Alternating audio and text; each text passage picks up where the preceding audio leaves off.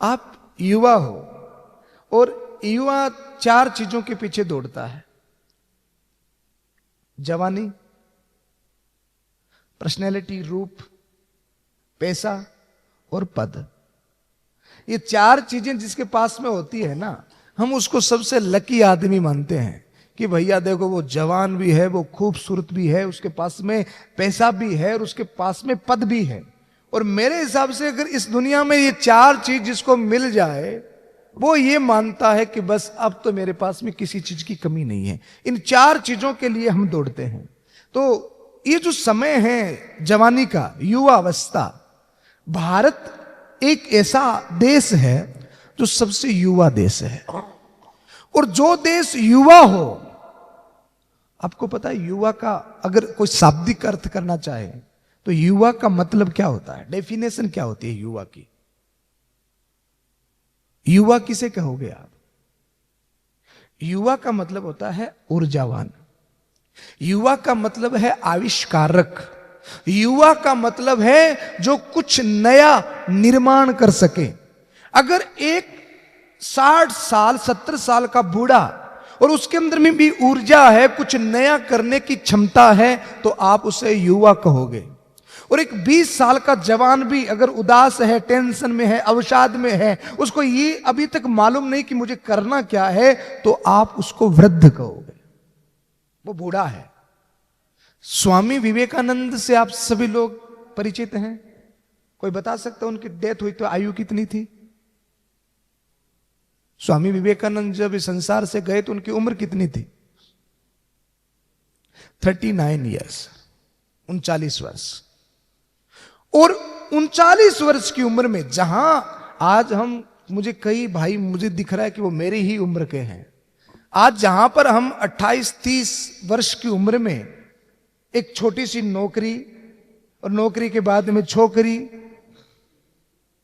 और एक bank balance और एक गाड़ी के लिए मारे मारे फिर रहे हैं, और उसके लिए भी हमको इतना संघर्ष करना पड़ रहा, रात दिन कोलू का बैल बने हुए हैं।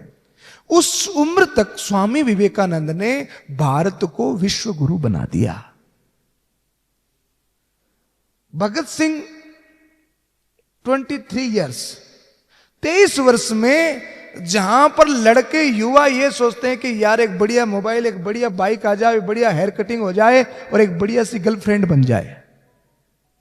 23, 24, 25 वर्ष में जहां तक आज के युवा इतना सोच पाते हैं, उस समय तक तो भगत सिंह ने राष्ट्र के लिए अपने प्राणों की आहुति दे दी। मैं ये उदाहरण किस लिए दे रहा हूं? मैं ये उदाहरण, ये दृष्टांत इसलिए दे रहा हूं कि पहले 100 साल की उम्र थी, अब लोग 80 साल में निपट रहे हैं, कई कई तो 60 में निपट रहे हैं। जिंदगी बहुत छोटी सी हो गई है। अब इस जिंदगी को अगर सही समय पर समझ करके जागरूकता से इस जिंदगी को जिया जाए। मुझे एक बेलसम नाम का एक बहुत प्राचीन एक फकीर हुआ, उसकी एक बात मुझे याद आ रही, मैं आप लोगों के साथ में शेयर करूं।